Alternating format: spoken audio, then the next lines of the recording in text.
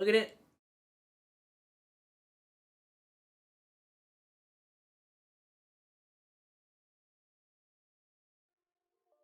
What's up, everyone? The video today is a guide for the lightblade GM. Let's just get right into it. Subclasses, I'm running Strand Titan. Strand is just too good in in-game content for someone on your team to not be using it right now, and I'm also using Quicksilver Storm. We had an Arc Warlock with Fallen Sunstar helmet and the new exotic auto rifle Centrifuge. Auto rifles are anti-barrier this season, and Centrifuge can jolt and blind enemies, which makes it very good in this type of content. Your teammates can run whatever they'd like, but Strand and Arc are they're too good this season, so that's what I recommend. You can see in the background gameplay for the opening of the GM, we're hanging back as far in the room as we can and shooting the boss. That's because he will despawn once he's taken enough damage, and it just makes this opening room a lot easier with him not shooting at you. And then after that, there are two barrier champs in the middle of the room that we take care of, and then we just move on to the next room. There's no need to hang around and kill every enemy here. This next room is just all over the place. There isn't really a best way, in my opinion, to get through it. You can run back down the hallway you entered the room from as like a last resort to live, but someone on your team is probably going to die to a shield throw. Someone on your team is probably going to die to a grenade. It's just going to happen. It is what it is. This room, you have to play way more reactionary to what is happening instead of this set strategy, this step-by-step process that works every single time in this room. And for the second knight that spawns, it's after a certain number of enemies in the room dies. I'm not sure if it's specific to how many acolytes you kill or it's just overall enemies in general, but once you hit whatever the number is, the second guy is going to spawn up top with you. So just keep that in mind as you're playing through this room and really just do the best you can to get through it.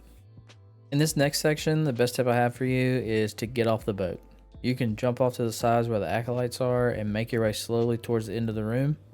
Once the Shrieker's dead, there's a little place on both sides to jump up, but sometimes your character won't mantle, so maybe just go one at a time just in case. And then the knights at the top of the stairs can be suspended, and that's what I suggest you do. It just makes this part so much easier. So suspend them, use your supers, whatever you have to do, and then for the next section, after you've dunked the two orbs, I advise you do the same thing. Hop off the boat, take your time. There will be a portal for you to jump through at the end of the room to get back onto the boat. You do not have to stay on it at all.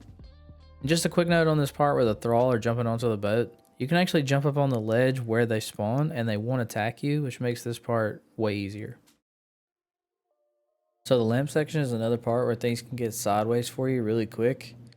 I think Invis Hunter would be great and make this section very easy, but we didn't have anyone on it. What makes this section hard is the groups of screeds spawning in multiple locations and sometimes literally right next to you, so you have to keep a lookout for that. We tried to let the Arc Warlock on our team become amplified and just run past all the lamps and make it to the end, but we found the most consistent way through this section is to just stick together. Someone use an LMG if you have enough heavy ammo, things that one-shot the screebs and blow the rest of them up. And so in this next little section, this is where I wanted to talk about champion mods for this GM. There are a bunch of barrier champs in this GM. There are 3 unstops in it, and they're all in this next section. You can easily get away with only one person being able to stun unstops here, and you really don't even need it, but it does make this section faster, obviously. None of the unstops should be able to even get to you. This first one might walk towards you, but if you stay far enough back, I don't think it will. And then the next 2 that you fight definitely can't get to you. Something to keep in mind in this next section where the 2 unstops are, though, is that screebs will jump up to you, and it's the worst way to end a run in this GM, so be very careful here. Alright, so now you're at the last part of the GM. The very first tip I have for you guys in this room is that you need to keep it clear of ads the best you can. When they spawn, they need to be taken care of as soon as possible. The faster the better, and then you can just focus on knocking the boss's health down. During the first section of his health, he's not super aggressive, he's not sprinting at you or really even shooting at you, he's just walking, so you can kind of lock him in this rotation of jumping back and forth, chasing one of your teammates like I'm doing here. And you really just want your other 2 teammates to spread out, stay far enough away that they don't gain his aggro, and you can just do this back and forth until this first section of health is gone. So after this, he's going to go immune. He's going to teleport to the middle of the room where 2 sword knights and a hive guardian will spawn. And this is where I like to use my strand grenade to suspend and take care of one of the sword knights. But this is where you should be using your heavy ammo, or maybe use a super or something to take care of these guys as quick as possible. For the last 2 sections of health on this boss, at somewhere around like the halfway point of each of them, 2 barrier champs and more ads are going to spawn. Use your supers.